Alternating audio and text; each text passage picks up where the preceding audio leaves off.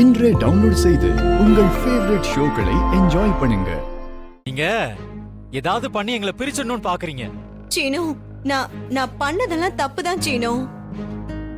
உன் மேல இருந்த பாசத்துல முட்டாள்தனமா நான் அந்த மாதிரி காரியத்தை எல்லாம் பண்ணிட்டேன். அந்த பாசம் தான் சீனு என் கண்ணை மறைச்சிருச்சு. நான் என் தப்ப உணர்ந்துட்டேன்டா. இனிமே நான் கண்டிப்பா இந்த மாதிரி எல்லாம் எதுவும் பண்ண மாட்டேன் சீனு. இனிமே இந்த தப்ப உணர்ந்து என்னமா பண்றது? சாருன்னு ஒருத்தி இப்ப உயிரோடவே இல்ல.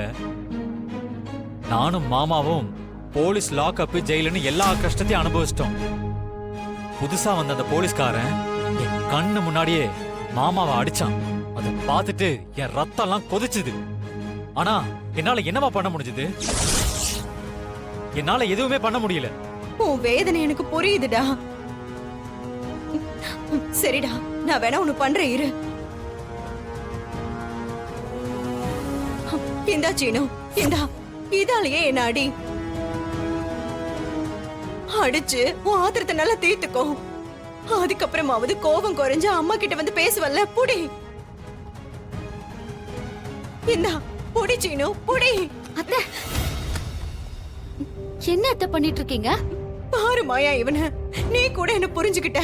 ஆனா சீனு என்னடான்னா, நான் எவ்வளவு சொன்னாலும் எவ்வளவு மன்னிப்பு கேட்டாலும் முகத்தை திருப்பிட்டு என் கூட பேசாம நிக்கிறான்.